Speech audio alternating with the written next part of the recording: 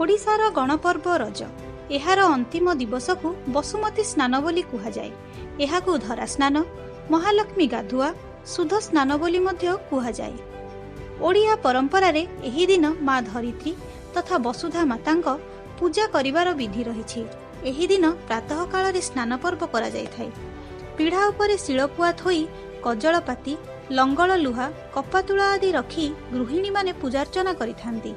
एही अवसर रे हलदी पानी रे बसुमातांकु गाधोई दिया जाए।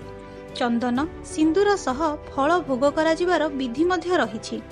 मासिक धर्मर विधि अनुଯାयी धरिणी माता 3 दिन विश्राम परे स्नान करी शुद्ध पवित्र होइथांती।